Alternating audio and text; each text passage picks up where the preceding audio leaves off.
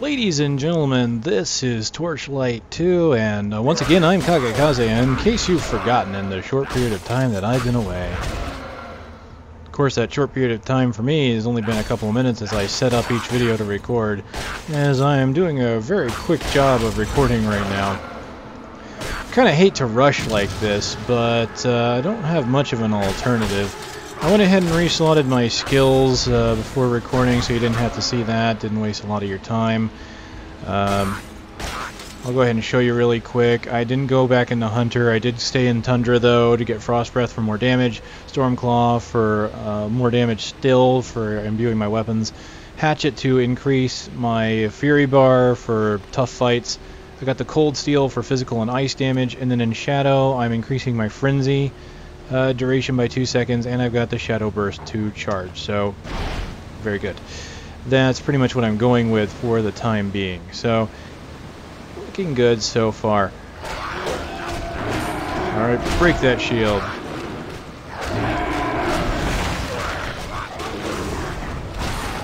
Oh, forgot to imbue my weapons. Fix that little issue. There's the lightning, I see it now. Good. Nice. Go right through all of them.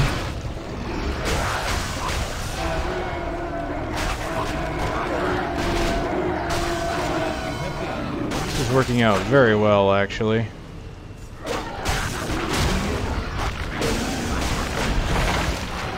That's right. Take additional damage. And now I'm frenzied.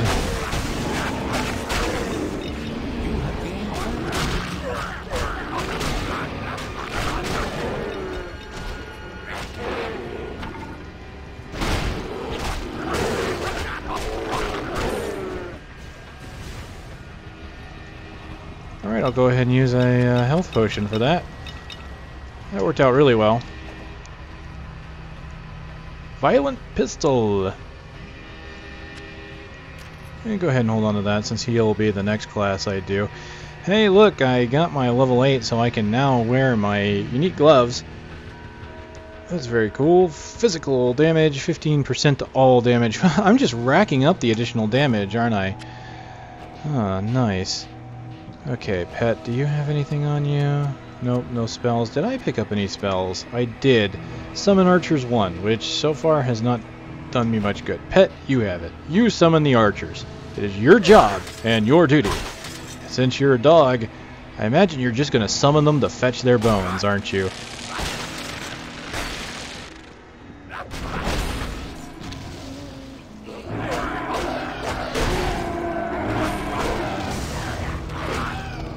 Gotta keep remembering to re-imbue my weapons.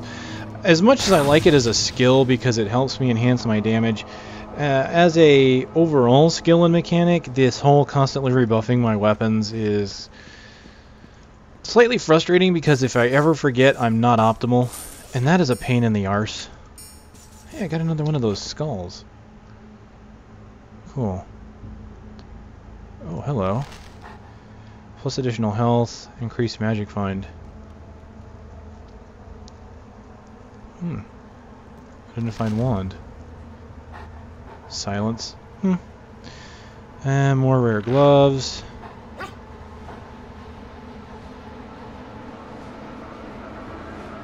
Alright, well, we're good.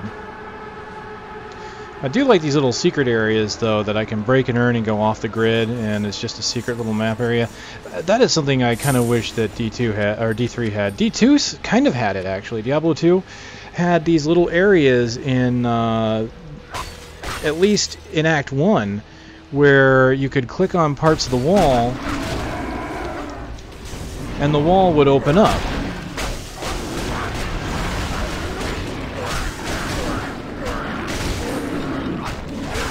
And those little segments weren't really shown on the map. You pretty much had to know what segment of the wall you could click on to open up the secret compartment. And Diablo 3, as far as I can tell, doesn't really have any secret compartmental areas. God, look how fast I run.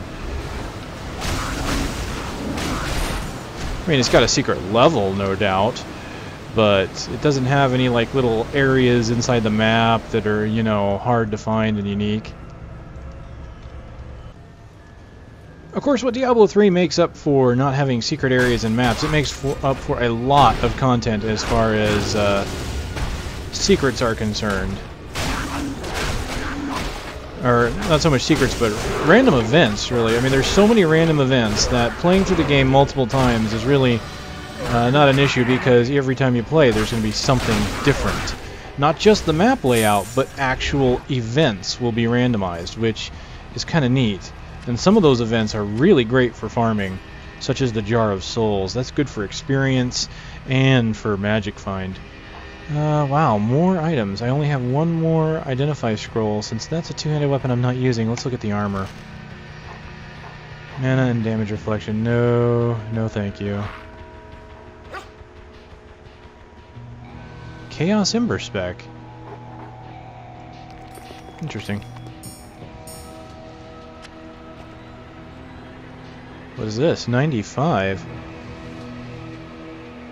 Darn, not as good. Because I really like that claw style. Although this, the shield and pike weapon combination is kind of nice too. Shame it doesn't actually give you any kind of defense bonus, huh? For being a shield.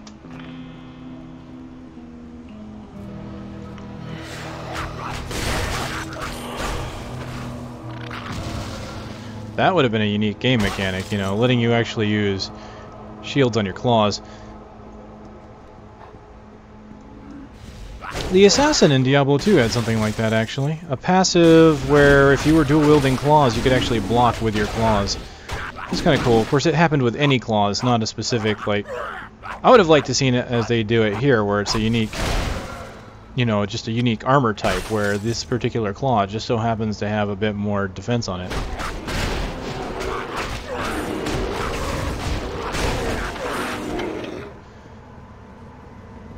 It's the eye of the tiger.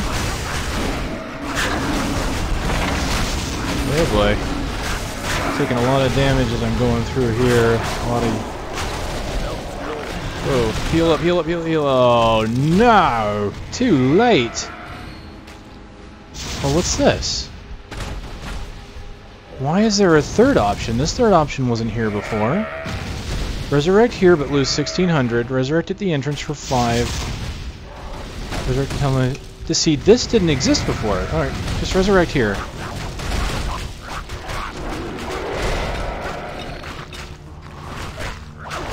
So, that's odd. I mean, that's kind of cool. So you have the option...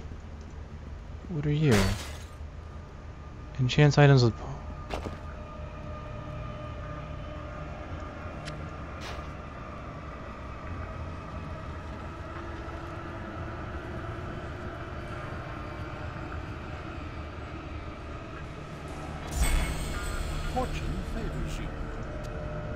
So apparently that could have gone wrong.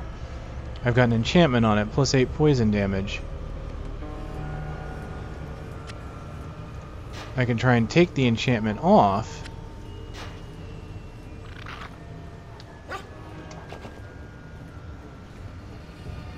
That's cool. That's a unique little thing I've never found before. Of course, I've only played through, what, this is my 3rd time? That's kind of cool.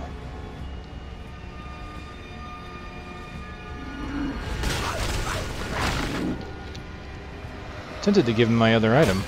Just put poison on both of my claws.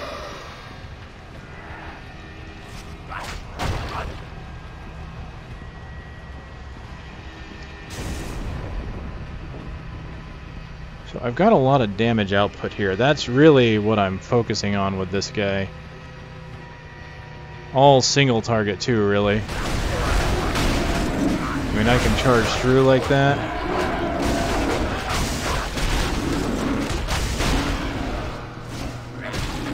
I can get in and out pretty quickly with that charge.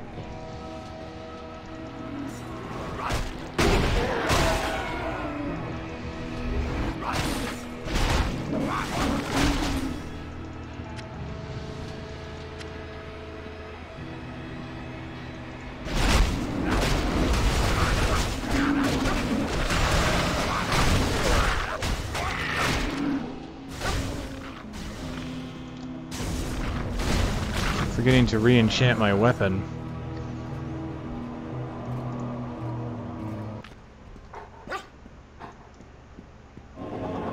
Alright, let's give Grell a thing or two here. Weapon enchanted. Of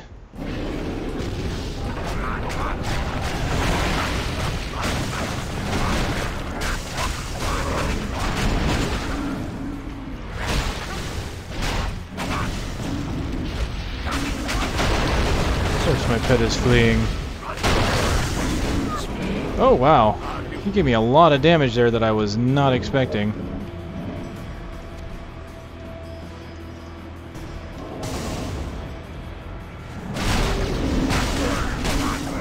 Of course, at the same time, I'm giving him quite a bit of damage.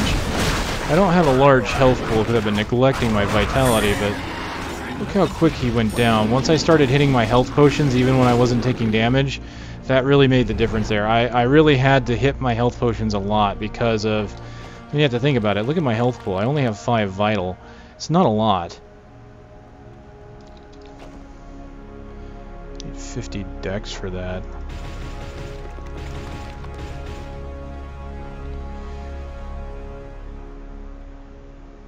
So yeah, having to hit my health potions really is what turned the tide there. But as you can see, I really did a ton of damage to him once I just started laying into him. And that's what this class is really good about, is just that massive single target. I find it interesting that the boss drops loot himself, which is a good amount of loot, and then he has a massive boss chest, which drops even more loot. Insulating blue fire ring. Fire resist, ice, electrical resist. I'll take it. Oh, I can't wear it, of course. Focus 23. Ooh, vital. And yeah, that's better there. Take that. We got another Eye of Grell.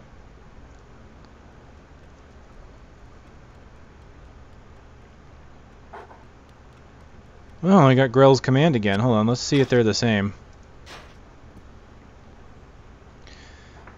5 armor, 4 crit, 4 dex, 20 knockback.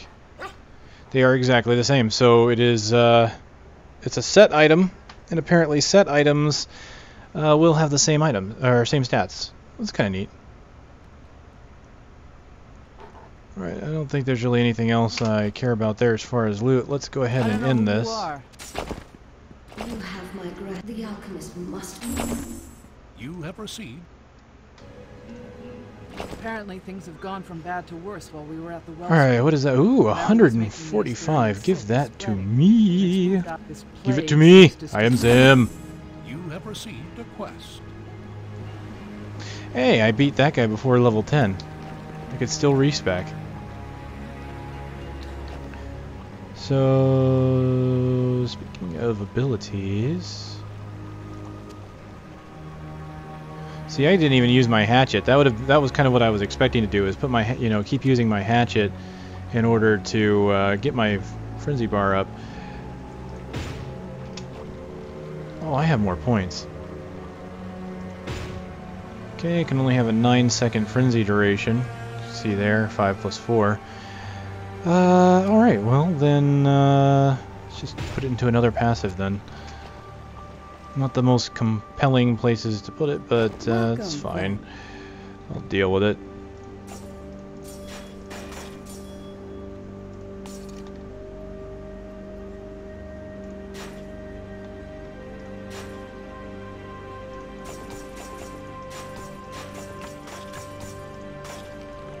Alright.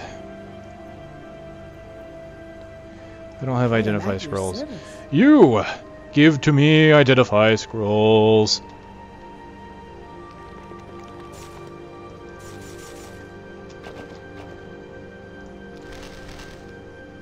$109 polearm. Not bad. And what are you? 145. Wow, so I think I have found some decent items here. 145, 145. Wow, 0.48s on each. That is really good. 31 to 73. This is less damage, but it attacks faster. It's basically the exact same weapons I have now, a claw and a shield pike, but nice. See, now what I can do is I'll go ahead and use this little mechanic down here. I am going to not destroy the gems. I'm going to destroy the items to get my gems back. So let's do that. And the same with here. There we go. So I got my gems back, and I can now put them into these items here. Both are 145. That's 31 physical. That's 2 mana steel. Ice damage. Damage bonus when dual wielding. Chance to freeze. Augmented weapon. Kill 50 zombies to upgrade. So that's... I've never seen that before. So some weapons can be augmented by fulfilling certain requirements in the game.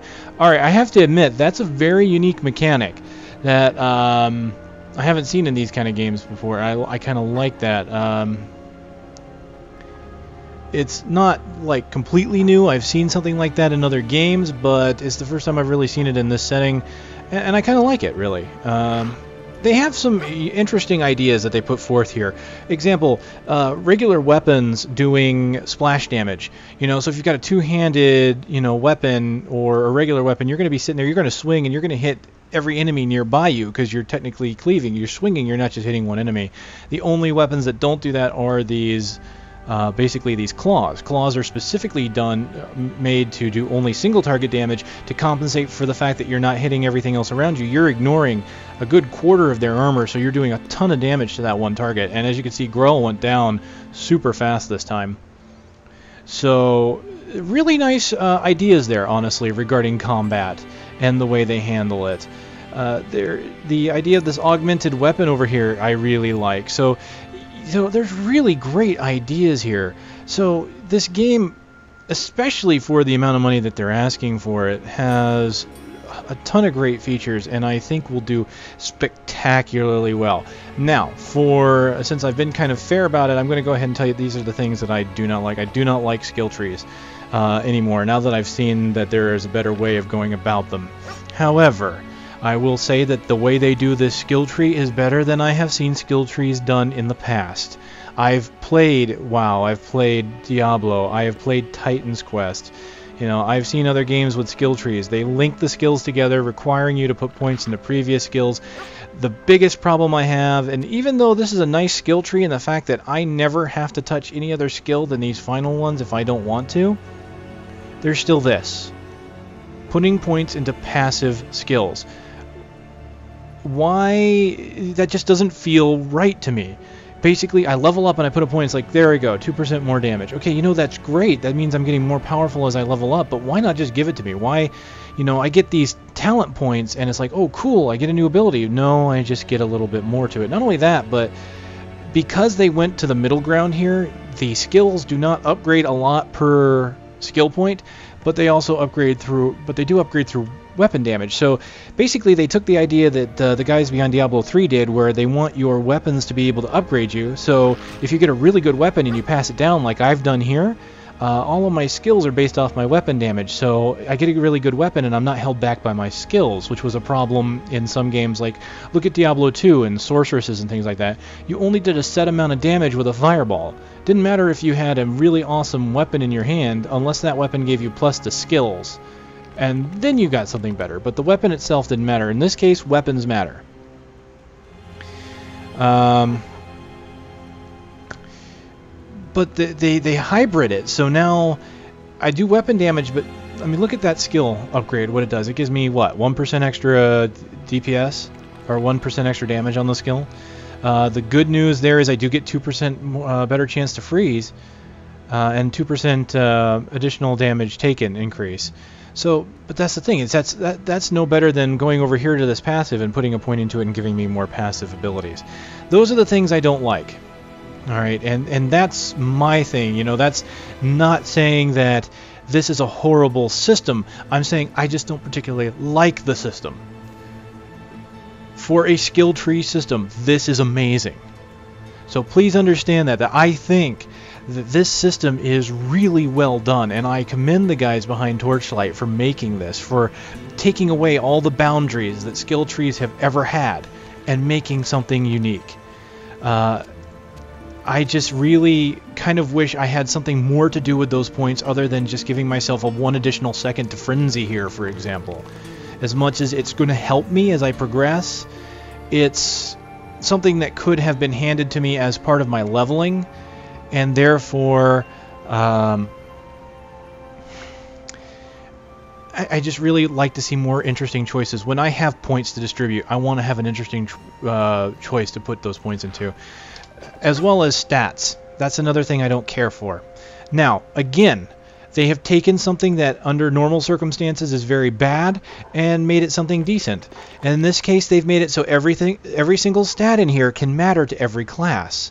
Vitality helps all classes because it helps your maximum health. If you use a shield, it increases your block. Focus is primarily for magic users, but here's the benefit there. It increases magical damage, but it also increases the execute chance, and execute is something that you can do with dual wielding. So not only Berserkers, I'm using a Berserker now in dual wielding. I don't know about other classes if they can dual wield, but so this might only be useful for Ember Mages and Berserkers. But you know what? 2 out of 4 classes is not bad for this thing here. It may be useful for others as well. Simply because it also increases your maximum mana, which increases your ability to use your skills. Of course, I'm going to say honest. I'll get to that in a moment. Let me continue where I'm going in here. Dexterity, critical chance. So even though it's not, even if you're not dex focused, it's crit chance, it's dodge, and then they've added this fumble recovery thing, where if you fumble an attack, you do less damage when you fumble an attack, and this makes it so that damage isn't so bad. So it's basically like botching your weapon hit, but you actually still succeed a little bit. Strength.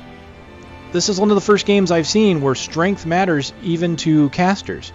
And the reason, because it's weapon damage, which enhances your skills, and crit damage, critical hit damage, which everybody likes. If you're going to crit, you want that crit to do more damage. So strength will actually do something good for your class. The only other game that's really done something like this that I've seen really has been Diablo 3, because every single stat does something different. Diablo 3, strength gives you armor. Dex gives you dodge, just like this game does. Intellect in Diablo 3, though, gives you resistances, where in this game they don't seem to do that. But they give you execute and magic damage, which is a completely new mechanic. The whole execute thing I haven't seen really done outside of skill trees, where it's a specific skill that says you will attack with both weapons at the same time. So the way they've done this, I think, is good.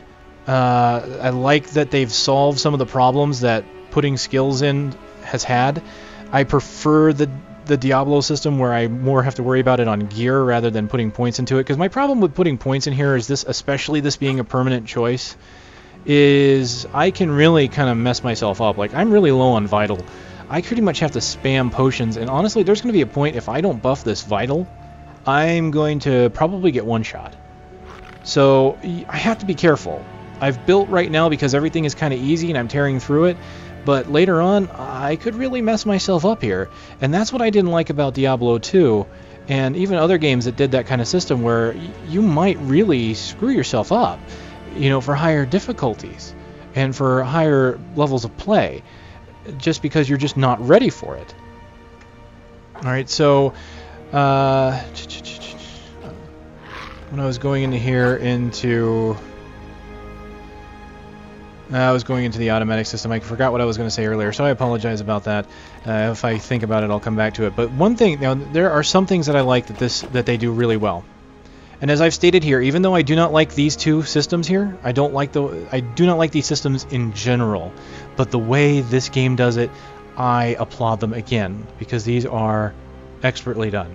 As far as the way these systems work. The other thing I like is this dual system here, where you've got a bar, and the beautiful thing is it's a charge bar. Every class gets the charge bar, but every class uses it just a little bit differently, and I like that. Oh yes, this was the thing I was going to talk about. What I didn't really care for, though, is using mana as a resource for every class. Diablo 3 showed that it can be done. You can make multiple resource systems for different classes in an action RPG and make it work well. Resources that either regenerate quickly or require you to hit something to gain your power back. In this game, everybody has to hit. Basically, this is unique and I like it, but there is one thing that limits it. So far, the Berserker bar requires you to pretty much just be hitting an enemy at any point, just using an attack, building it up. It builds up almost like the combo bars in, say, a Rogue in WoW or something like that. You're building up a combo bar and then you're using it to some effect. The beautiful thing is that the class like the engineer, it doesn't automatically get spent for you. You can get up to 5 charges, and then you can pick the skills you want to use to use those abilities. So I think the engineer is the most unique in the use of the Berserker, or use of the charge bar. The wizard has a really great idea, really great idea there, where you're basically casting out magical energies, and then all of a sudden you get a burst of damage. You're doing 25% extra damage. All your spells are free for a limited time. Berserker here is pretty much the same thing. You're hitting things, building up that rage, and all of a sudden you're doing a whole bunch of crits for a limited time. But to be honest, between the Berserker and the Ember Mage, there's really not a ton of difference. So I'm kind of interested to see what the range class does, the Ranger class, I think it's the Outlander, does to this Berserker bar to make him unique and separate from everybody else. So while I have reservations about the systems they've used, since they've gone back to a lot of the old traditional systems, and again, a lot of people like those systems, so for some people that's going to be great, but I like the way they've changed things up. So that is my completely honest view of Torchlight. Since I've been kind of trying to be fair about it without putting my own personal judgment, since this is the 3rd class I've played, and I'm basically just looking forward to one more class to kind of compare them to the others, I wanted to let you guys know this is how I see things. This is the way I think things that they've done right, things I think they've done wrong. There are a few bugs, not many. Honestly, the gameplay is really smooth. The graphic style, honestly, I think is really good. It's a cartoonish style, but it's done well, honestly. Smooth animations, the skills look very nice. There's always stuff to see on the screen, so the graphics definitely get a pass on, for that. Really good there. I don't always want gritty, realistic graphics. They're cool and all, and great for certain games, but I really like seeing stylized games. Companies that want to break that mold instead of being traditional and everybody wants realism, blah, blah, blah. No. I love Team Fortress 2. I mean, look at how cartoony that game is. But the game has such fluid mechanics in it. I haven't played it in a while, unfortunately, so I don't know if some of the new weapons they've been putting out there are any good or not.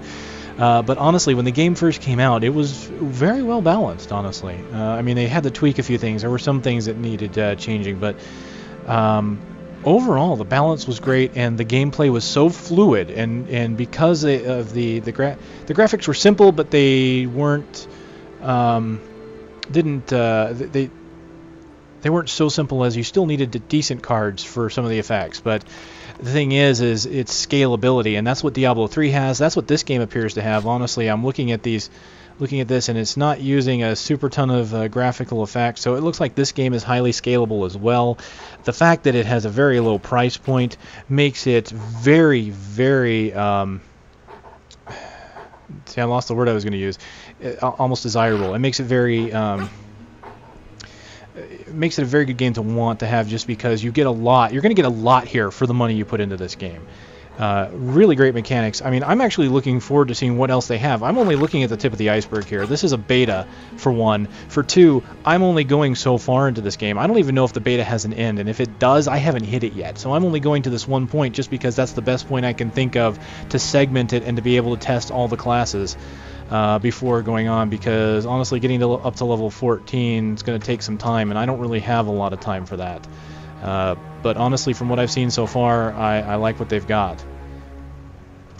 Okay, guys, that is my 100% unabated, hopefully non-biased, but that is my opinion of Torchlight 2. To Runic, if you guys do happen to see any of these, I think you guys have done a great job, honestly. I love the way you've changed some things up. And I mean that sincerely. I think even though some of these systems are a little older, you've put new spice into. They've put new spice into it, and it's honestly a great game. If you're not going for Diablo 3, get this one. It's really good. If you like point and click, and even if you have Diablo 3, maybe you're not super hardcore into it and don't plan on going into Inferno mode. Hey, here you go. This is another great game of that genre. All right, I will probably do the last class. But I'm not going to do it tonight. I want to play a little bit of Diablo 3 before I end up going to bed tonight. So, alright guys, this is Kagekaze. This has been my thoughts on Torchlight 2. and I will see you next time.